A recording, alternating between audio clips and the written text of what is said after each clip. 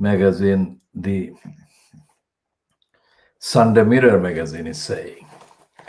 The Sunday is not in yet, but that is the advanced copy of the magazine. And it is saying that Elizabeth Debicki or Debicki is the face of the future. And the reason is to do with the acting role that she has landed to play Princess Di. Now, why playing Princess Di is equal to being the most recognizable, yes, being one of the most recognizable women in the world. This is brainwashing the gullibles and perpetuating a number of myths there, all of those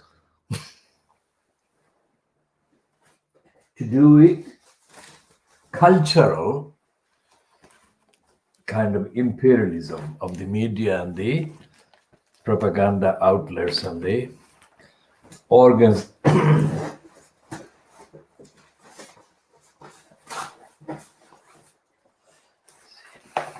Now we should be talking about this continuously in the diagnosis of the Fleet Street media. As we said in part one, this is not intended for being seen, even seen by people, most people, because the palaces and everything that goes with the idea of palace and palaces.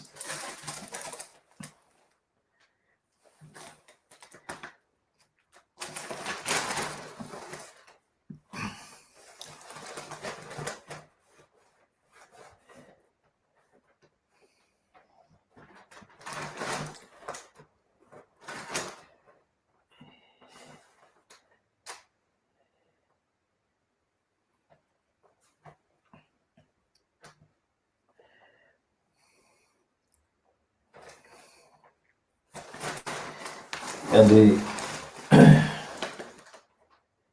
Saturday's Daily Mirror, which is the courier of that magazine, Elizabeth Debicki's image, is in competition with or is imitating the so-called rivals, the Sun and the Daily Mail.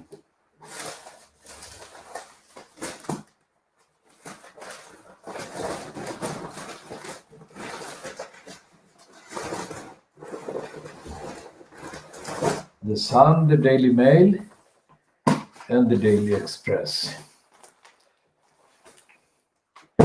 And the Daily Mirror, like Keir Starmer, hasn't got any substance in its rivalry because it is imitating something that it should not be imitating or copying whatsoever. It should be providing an alternative to the Sun, the Express, and the Daily Mail, and the Boris Graph. We have not got today's Daily Boris Graph. The outlet didn't have it. There is a cartoon on page 23 of the I newspaper, which is kind of pushing the suggestion that the UK Finance Minister, Rishi Sunak, is about to replace or will be replacing Boris Johnson as the fronter of the cabal that is called the government. And there is hardly anything original in the I newspaper. Let's see again. Except that it is copying the rest of the tabloid papers and its line against lockdown. Now, for lockdown, against lockdown, is not the question. The question is, where is the media when it comes to investigating the actual facts and the evidence on the ground? There is nothing in none of the papers, including the Boris Graph, which we haven't been able to pick up at the outlet. But despite that, we have an understanding of what it contains today. So the narrative in this world exclusive diagnosis of Fleet Street is based on the evidence that the newspapers, so-called, are not reporting the evidence. And this is the failing. Now, it's not happening by accident. Those elements and thugs, the capitalist thugs, the profiteering thugs that control these means of propaganda, don't want the ordinary people to know the actual evidence. So for 200 years plus, Fleet Street, as it became known, it wasn't Fleet Street to begin with, but it became known as Fleet Street. So most of the 200 years plus since the newspapers, as we know them, began publishing in print, they have been telling lies to the public. So 200 years is not just this week. It's not just about the pandemic. It's about everything that matters to people's lives that the papers have been lying about.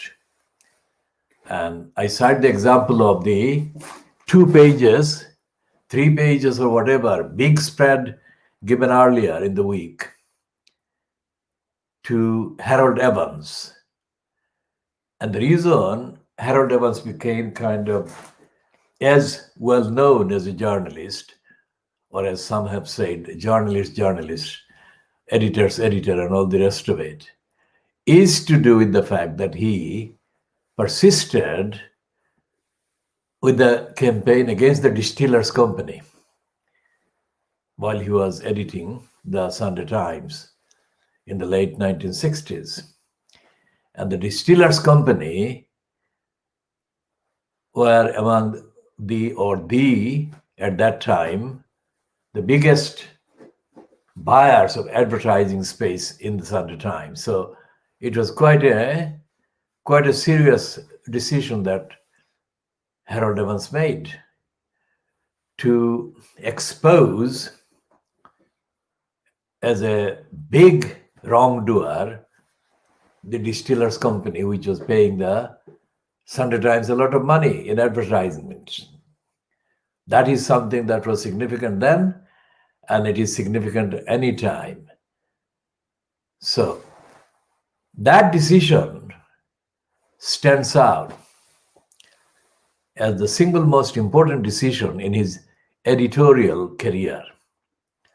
He did commission other smaller investigations, etc., but the campaign against the victims of the Distillers Company, who became known as the thalidomide generation, or the thalidomide children, because it was the name of the drug that was sold by distillers to expecting mothers, and their children were later born with all kinds of deformities and life-threatening and life-denying, life-defying kind of disabilities and challenges.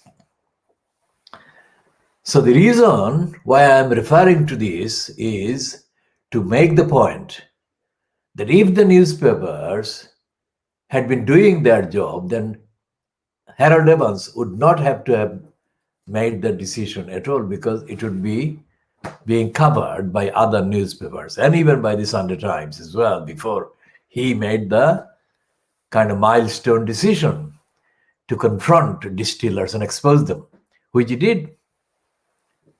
So if you look at the decades that have passed since Harold Evans investigated the Distillers Company and exposed them, and he exposed them in issue after issue of the Sunday Times, he did not give up. until the distillers company in effect surrendered and significantly increased the amount of damages and compensation, whatever the actual terms, to the victims and the families of the children, thalidomide children. Now that is what is called journalism. And that is what should have been the norm, but it is not the norm. It has not been the norm. The other example that I can mention, but it's an example that is not as in-depth and as long-lasting as the Distillers Company investigation. An expose that Harold Evans led in exposing. But the impact in terms of political kind of lack of loss of credibility caused by the Guardian running a number of pieces about Jonathan Aitken. Now, Aitken is not normally known unless you are a student of the history of British press and of the British law and all the rest of it. You would not know that Jonathan Aitken is a descendant or related to the Daily Express's Beaverbrook. But Aitken was not being supported by the Express or anything like that. I'm just saying as a factual note here, contextually. Aitken lost his credibility when he was caught lying about his relationship with Muhammad Al Fayed of Harrods at the time, I think, owner of Harrods at the time. And Fayed was, this was all happening quite a few years before Fayed got connected with a controversy about Diana. And because of his son Dodi and Diana's relationship and links and other things. We'll come to that comparison. This is Elizabeth Debicki, who is playing Diana. Wonder what role would be played by her kind of association with the Fayeds. But Jonathan Aitken was caught being involved in the brown envelope thing, that was the bribery thing that Al Fayed was accused of bribing government or whatever. Essential thing is that whatever the actual details, the Guardian did not stop, and he actually continued to assert that Aitken had lied. And it was front page news item splash on the Guardian. When that happened, Jonathan Aitken's career as an MP and a miniature kind of minister collapsed, and he never recovered. He was eventually jailed, whatever the length of time, and then he staged a series of comeback kind of stunts, very similar to the stunts that were kind of attempted by John Profumo.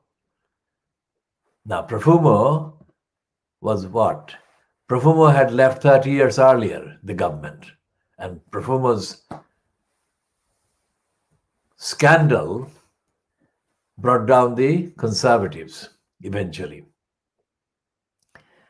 Now, the role that this woman is playing as Diana, it is not yet clear because this thing has not been shown yet, and they haven't commented on this, but this will be interesting to see how the filmmakers, the script writers, whatever the people have been doing with the production, what they say, if they say anything about Muhammad Al Fayed and his son Dodi.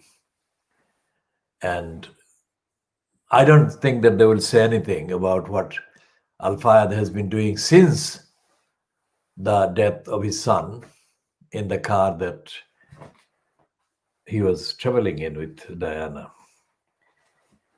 And there has not been any definitive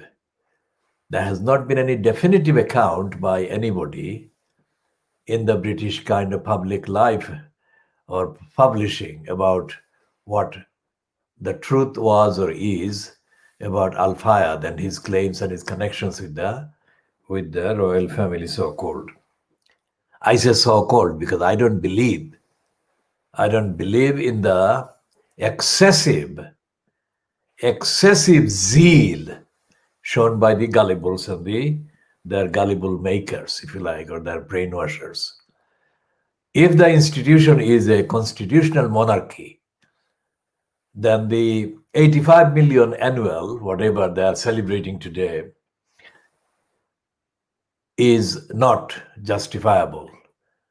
And the league table they have published today about the comparative numbers of royal engagements kept by various European monarchs and monarchies as compared to the British. The British is given the biggest credit for the largest number of engagements. That is not compatible with the constitutional monarchy. The constitutional monarchy should be restricted to things constitutional. But the exhibition that is staged by the hangers-on is completely nothing to do with constitution. It is to do with the propaganda and brainwashing and keeping the people distracted and completely denied the truth about what the constitutional monarchy's role is. And the other thing is that the constitutional monarchy, they say it's a constitutional monarchy, and they say that they revere Brenda, the queen, but in fact, in practice, they don't respect her, as has been repeatedly exposed. Because if Johnson, who claims to be a respecter of the monarchy, had any respect for the monarchy, the constitutional bit of it, he would not have lied to her through Jacob, the completely unspeakable Rees-Mogg, which is what happened, and which caused the 2 cases to be brought against Johnson's proroguing the parliament, both in the Scottish jurisdiction and in the English and Welsh jurisdiction, both of which in the Supreme Court Johnson lost. Now, going back to Fayed and the portrait of this by this woman of Diana, the similarity between the attack or attacks on Dodi Fayed by the media, by Fleet Street, and the attacks that are continuing now to mount against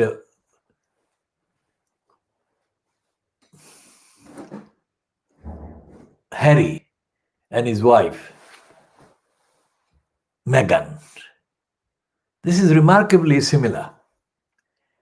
And both attacks are direct products of racism. And Brenda, who admitted in one broadcast that she had had the previous year, the annus horribilis, the horrible year, I think she will go down when she finally leaves the throne as having made a big mistake in allowing the attacks on Meghan Markle, because she is allowing the attacks on Meghan Markle. And the sole beneficiary of all these attacks so far has been Kate Middleton, which will condemn her as well as Brenda for being inspired by racism. And that is why Meghan Markle and Harry will be vindicated in this context. Now, The attacks on Dodi obviously stopped because when he passed away, but they were transferred on to his father, Muhammad al-Fayed. And Fayed, as I have said before, and as I have been observing, throughout his appearances in the so-called public kind of media, al-Fayed is himself a very ignorant person and a brainwashed person who feels defensive about his background. And he feels that he has to suck up to the racists in kind and in other ways so that he is not mistaken for being an Egyptian and a Muslim and a non-European. All of those have failed, and they should fail. And al-Fayed, to this day, has failed to understand this, and he has failed to understand that the fight against racism and racists and the fight against the criminals that he said he was engaged in when he at length embarked on all kinds of ventures to prove that his son and Diana were murdered by kind of forces that are not very far from the palace, Buckingham Palace or Windsor Palace, the monarchy. That's what he said. That he could not make that stick while he was completely aloof from the entire population of the Muslims in this country. That was and remains Fayed's single most idiotic, stupid, surrogate, mentally servile kind of decision. So he is treated as a pariah, and he's called a pariah. He's completely discredited generally among the public because of his lack of originality, lack of substance. So when he ventured into journalistic publishing and he picked up the Punch magazine, who was a longer lasting predecessor of the kind of Private Eye, not in the same style and same kind of approach, but it was the only kind of political kind of humor, satirical magazine. Fayed hired complete list of morons and racists and idiots and crooks to write his kind of revived Punch. And as soon as he did that, Private Eye, of course, got affected by circulation. And of course, the market was now being challenged. The market that Private Eye had enjoyed was challenged by al-Fayed. And al-Fayed failed because he didn't understand. He still doesn't understand the intricacies and the depth of the various poisonous, historic and ongoing tactics and residues of racism and the operations of the modus operandi of the racists in Fleet Street. And Private Eye is part of Fleet Street, despite the fact that it calls the other papers Street of Shame. It remains very dedicated as part of the British media. And Fayed never understood that. And his hired racists never told him that. So he spent millions of pounds. Al-Fayed spent millions of pounds wasted in bribing and hiring at excessive kind of rates a bunch of racists to give him a credibility and credible platform. He totally failed. The thing that he should have started with and stuck with was to confront the racist element at the center of the British media and the Fleet Street. And that alone would have seen the detractors and attackers and the racists that came united despite their individual differences to sink him or punch at least. They sank punch and they sank him eventually as well, because he is not anywhere in the public eye, and he should have been. Whatever the motivations, whatever his own lack of kind of self-respect and whatever moved him to become a kind of, quote, friend of the royal family, whatever level, he should not have given up. Not that he should have invited himself to the royal family, whatever, not that. The stands that he took, most of them are conspiracy theories and not about investigative, evidential claims. That's the difference. Fayed never understood the difference. And he hired a number of racist liars from Fleet Street, ex-BBC Michael Cole and others. But Cole actually proved the point of the racists who are mocking him for taking Fayed's money and lying for Fayed. Cole never told Fayed the truth about the depth of lies that Fleet Street has always been sunk in. And that is why Cole failed as well. And Cole is not a good name in terms of references. So, whatever the scriptwriters and film scripters have done with this woman, Elizabeth Debicki, the story of Al-Fayed and Fleet Street versus Fleet Street needs to be told, if for no other reason but for the reason of exposing Fleet Street racism, not to reward Fayed, but to vindicate those aspects of his battle that warrant vindication, because he was targeted by racists for racist reason and anti-Muslims for anti-Muslim reasons. So Fayed owes the community of Muslims, the community of Africans, Asians, and other people victimized by the lying Fleet Street, that his story should be put on the record, not serialized, idiotic, bribed for pieces by the Daily Express or Sunday Express, which is the only title that has given him any space. But those were in the Express, which is itself discredited from the start go. So I'm talking about this woman being going to become the most recognizable faces in the world. That is nothing if the substance is not there. That is nothing if the truth is not there. Fleet Street has gone out of its way to say that Diana and Dodi's relationship was completely staged and it wasn't true, and all the rest. We don't know what the details and the facts and the truth were or are.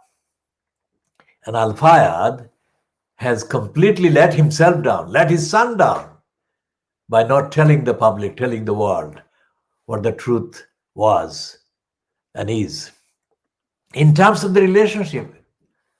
And he has not dispelled the criticism made by the racists in Fleet Street, who said that he invited himself, he bribed his way into a kind of friendship with the royal family.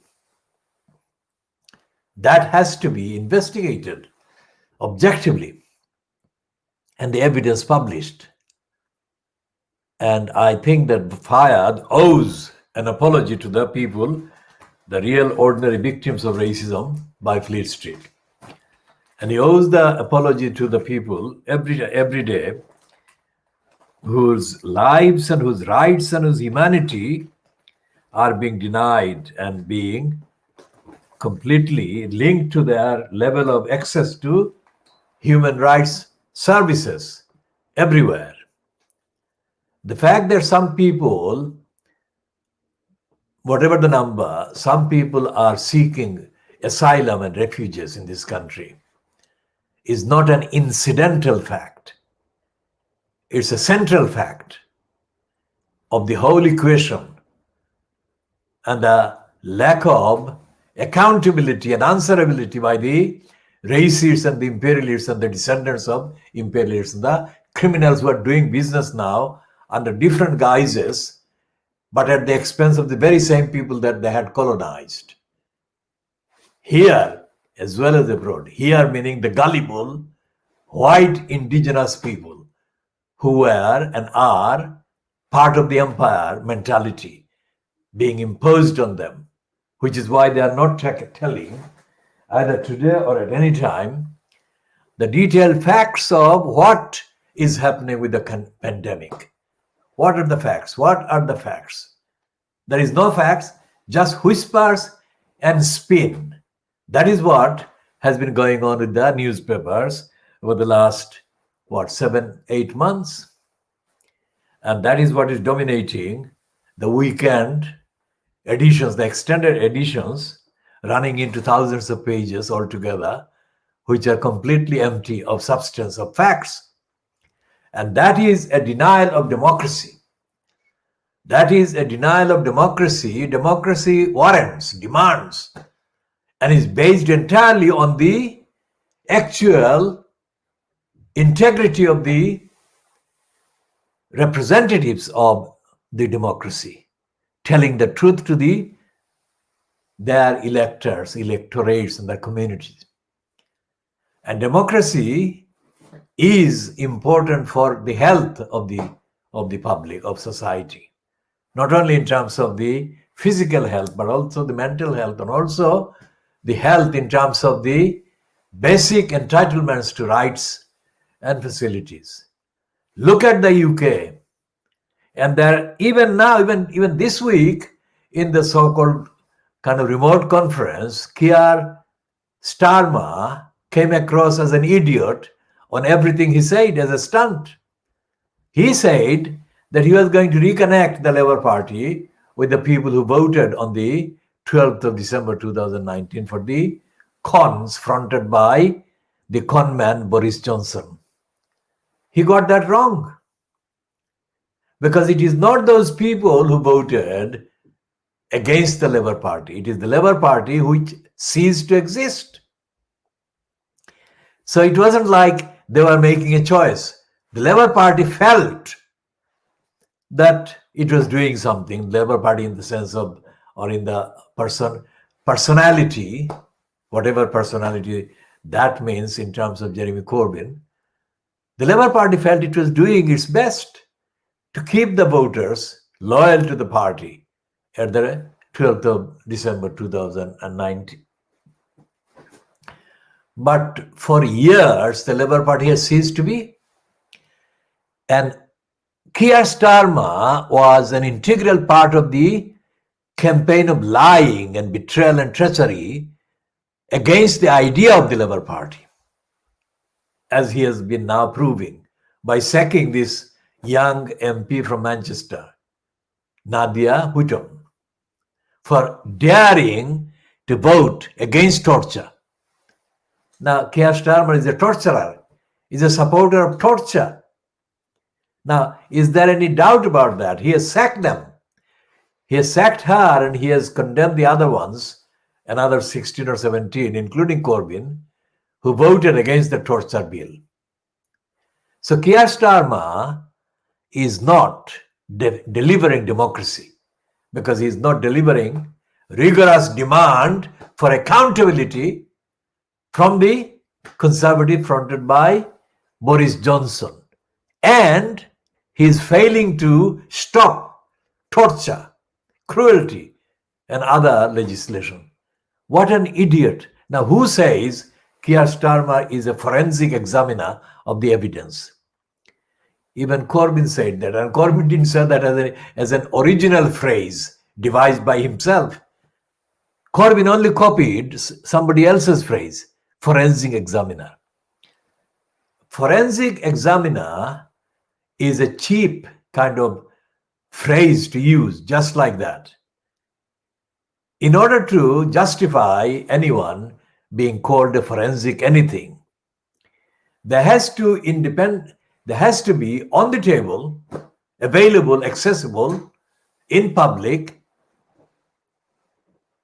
objectively verifiable evidence that they are rigorously examining the event or the issue or the wrongdoing that they were supposedly being called forensic examiner about.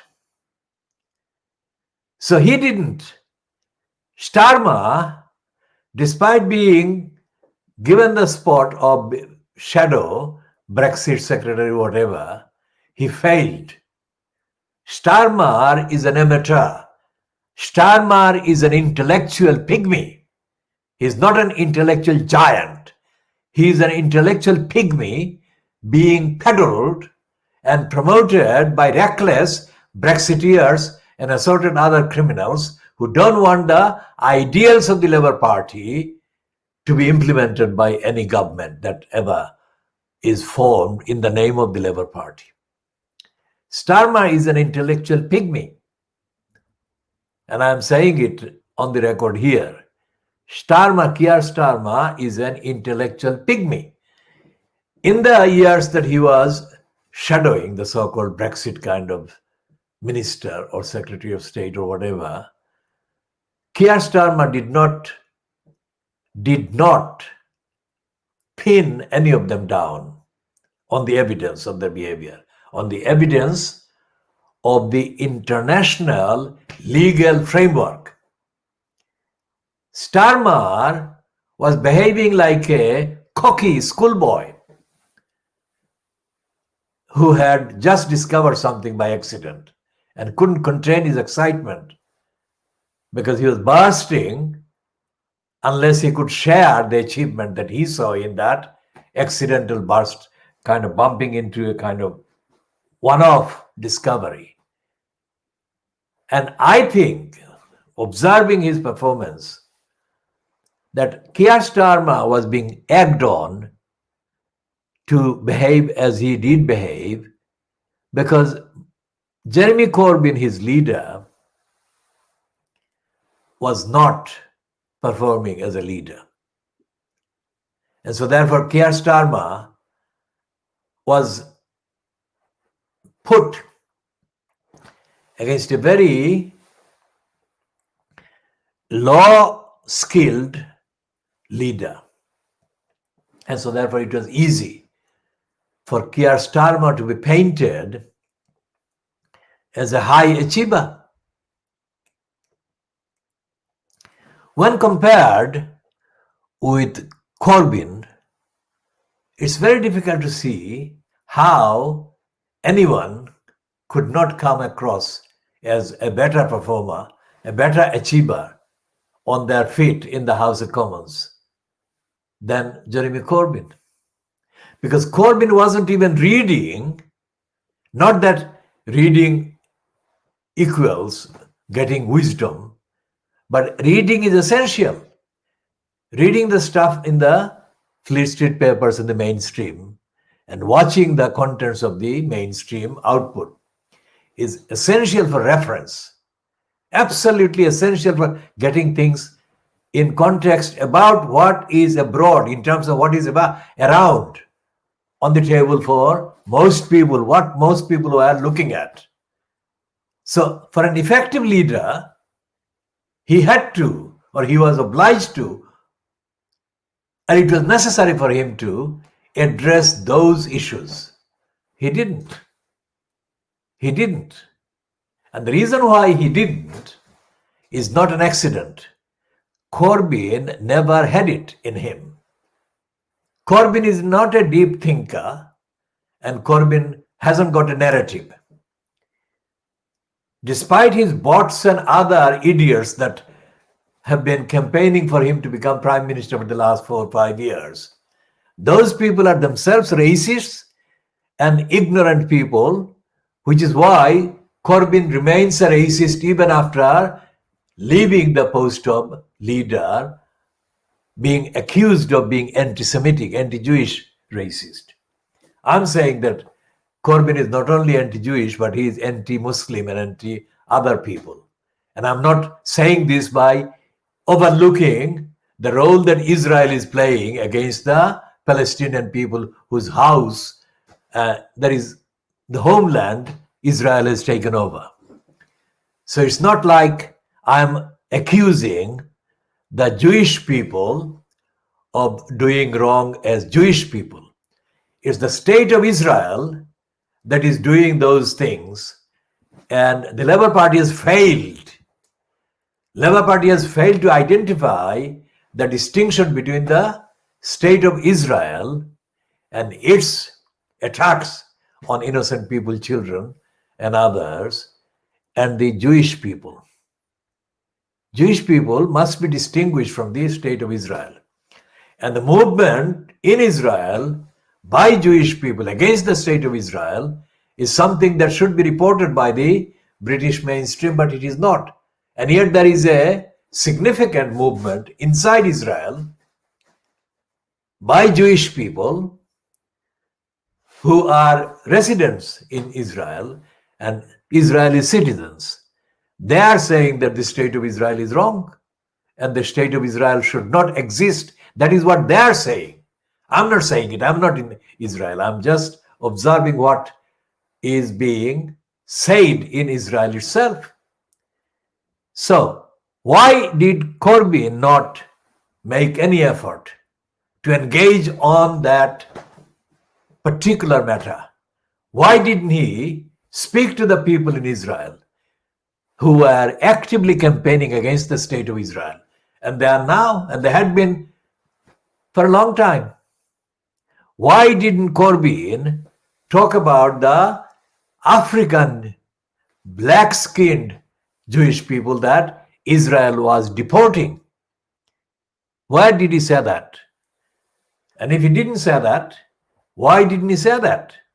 Because when these journalists, all of them against the Labour Party, the idea of the Labour Party taking power in Britain with Corbyn as the leader, when they were camped outside Corbyn's house in Islington and Corbyn was coming out, and they had their cameras and microphones at the ready and put before Corbyn, Corbyn ran. Every single day that he ran from the camera crew and the reporters, at least a dozen Muslims were being violated in Palestine, the greater Palestine, the original Palestine. And Corbyn could have said that because all those violations have been condemned by the human rights observers from the United Nations. It's a fact. So Corbyn should and could have referred to the United Nations as his source. If he did that, he would never have been accused of being anti-Jewish or anti-Semitic. Because none of the media,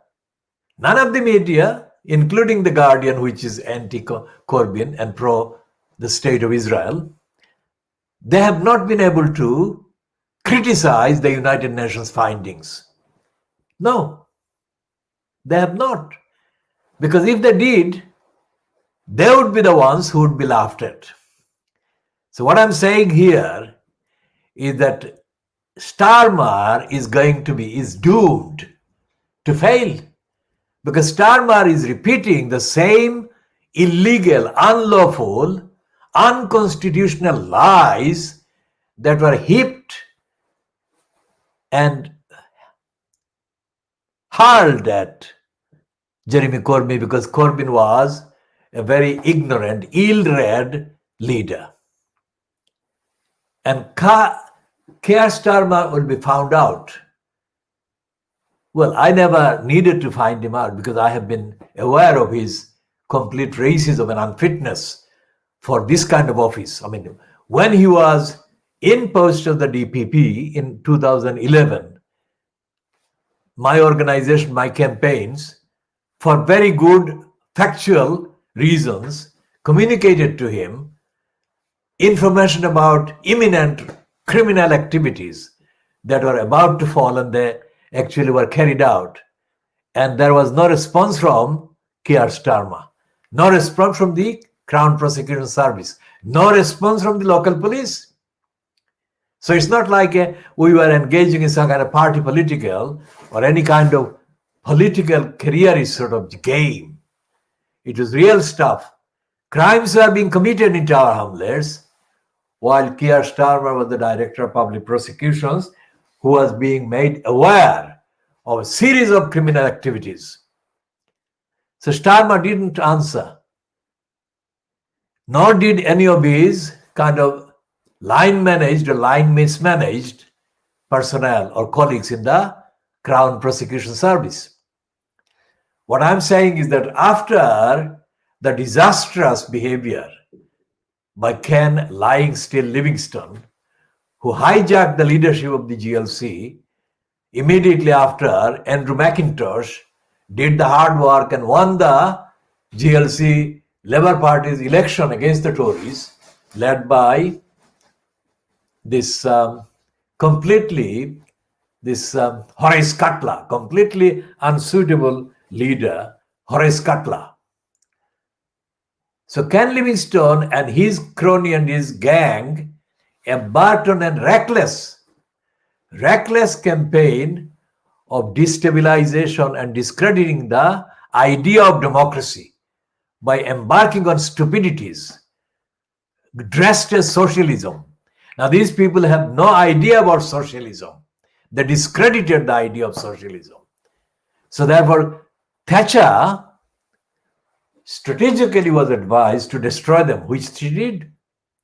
And they couldn't sustain it. They couldn't sustain the opposition to Thatcher. And so Thatcher stayed in power for another 5 years after the mid-1980s attack on the GLC, which was invited by the likes of Livingstone. And the Livingstone-fronted cabal called the GLC was as stupid then as Livingstone was stupid when he became mayor at the expense of London. 15 years later. And in those 15 years, there were events that prompted me to publicly publish criticism about Livingstone, publish in the mainstream so-called, including the now defunct City Limits, which I gave the name of City Libids, because they were, like Ken Lying Still Livingstone, sub-intelligent so-called socialists. I published in their outlet, but the morons did not have the intelligence to follow up my allegations and my assertions and my analysis. And everything I said in the City Libids has been vindicated, as everything else I've been saying has been vindicated. So it's not like an accident, or it's not an exception. So the point about the future of Britain and the point about the future of the world, as highlighted in the news statement, New SS, citing the exclusive kind of interview given to them by Noam Chomsky. The future of the world cannot be protected or defended, and the world cannot be defended unless the media is made to tell the truth, and unless the elected political kind of careerists are held to account, and unless overall in every public discourse and exchanges and commentary and comments and engagement, there is the strongest possible accountability thread running. And accountability is the starting point which will make sure the discrimination based on any kind of background, ethnicity, gender, whatever, that is brought to an end. This week, we have got 3 things happening in this context. One is the Labour Party conference, remotely, but Labour Party conference. and with Keir Starmer, the first time he's doing it, from the post of leader of the Labour Party, and the United Nations 75th anniversary. So these two things happening at the same time, and there is no coverage. There is no coverage, absolutely no coverage in the Saturday paper about the United Nations or the Labour Party. There is no coverage. So I say that as evidence, not a hypothesis, not something from last year or last week or even yesterday. In today's papers, Saturday's papers in Fleet Street, there is no reference to the United Nations. There is no reference to the Labour Party, except in peripheral way, giving little plugs for Keir Starmer, who is unfit, who is an intellectual dummy and a pygmy. Now, here is the other side of the obsession of the Fleet Street papers, and this one is the I newspaper. The Weekend Eye is plugging Andrew Neil. Now, Andrew Neil, for the BBC's rival called GB News, and Charles Moore being touted as the next chairman of the BBC. Charles Moore is a DNA dedicated opponent of public service. The idea of public service. He's a completely dim-witted, right-wing racist of the worst kind. So they are now touting for him to become the next chairman of the BBC. Now, that refers to the unexplained manifesto plot by Boris Johnson and his right-wingers, who said that they would address the BBC. That is what they meant. They're now going to attack the BBC, the idea of the BBC, from all angles. One is the license fee payers, because there is a genuine ground to condemn the license fee because of the BBC's own corrupt criminal record of harassing license fee payers. So when the Conservatives mount an attack on the BBC by citing license fee, a lot of people, millions of people disgruntled at the BBC's behavior, oppressive behavior, not the principle of license fee, but oppressive way of collecting the license fee, extracting the license fee from the people. So that again shows those who say about democracy and public service and all the rest of it in this country haven't got the knowledge to articulate, advocate the principles and the values of the public service and its importance to society at every level. So the BBC has been destroyed by the BBC's own executive crooks in power, who have been abusing the money, license fee payers' money. It's an annual ritual. Every now and then, Fleet Street gets hold of information about the BBC paying people millions of pounds. That is unjustifiable, unsustainable, unnecessary, and it's undemocratic, and it's unfair, and it's dishonest, and it's corrupt, and it's abusing the access to billions of pounds that the BBC has in terms of the money it receives, license fee and other kind of de facto in-kind benefits that the BBC has been given for the last 70 years or so. So the executives, the management of the BBC has destroyed the credibility of the public service broadcaster BBC. It hasn't been destroyed objectively, but it has been destroyed from the inside by these exploiters and fleecers. And that applies to the NHS as well. The discrediting of the NHS when the markets from the US pharmacies and other are kind of closing in.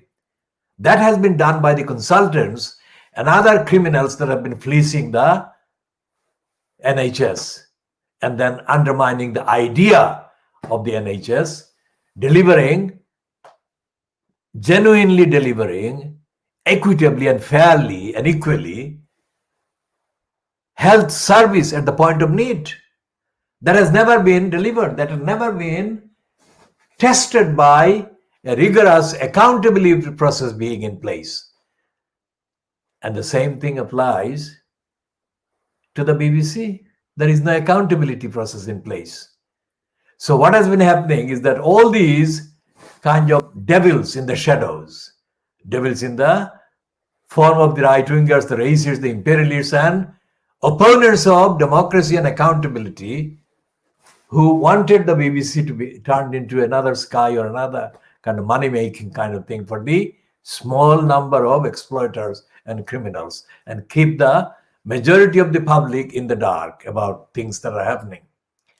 So what is kind of attributed widely in the kind of records about the founder of the BBC, this Scottish man called Reith, that pledge that he said that tell the truth, to the power and tell the truth objectively. That telling the truth has never been practiced by the BBC. That is the point. That is a myth as far as the practice is concerned. And those are the points that we shall be continuing to elaborate on and update on in successive kind of editions of this, and in other programs and activities that we shall be kind of adding to the regular and full-scale broadcasting after this phase of technical phase of testing the various technical elements and aspects. But the contents of what we're saying is absolutely the same. It is not provisional. It is final version every time, except technical glitch here or there. But the essential facts and the analysis remains final and for reference. We don't, on the Khoodeelaar platforms, we don't recruit friends and we don't follow friends. So we publish and we post on the record. So we don't depend on numbers of followers, any number of followers. And we don't crave any followers. And we don't need followers if just to exchange the kind of vacuous congratulations or similar idiotic sort of things. What we are saying is on the facts, on the evidence, on the record. And that is what counts, and that is what it is about. That matters, and that's the thing that makes the difference. We are the only outlet, whatever the ownership of all the outlets that are now absolutely all over the place on the internet, we are the only channel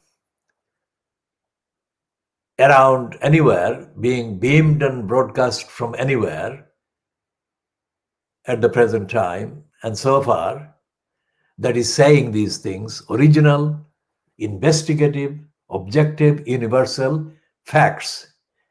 No other channel is doing this. None of the mainstream so-called coming from any continent saying this. And we are saying this because we have been at it, telling the truth, investigating the evidence, and campaigning for the values for decades. That cannot be said about any channel, whatever the platform. So we shall be continuing in due course. Until then, this is coming to 28 after 10 p.m. GMT in London on Saturday, 26th of September 2020.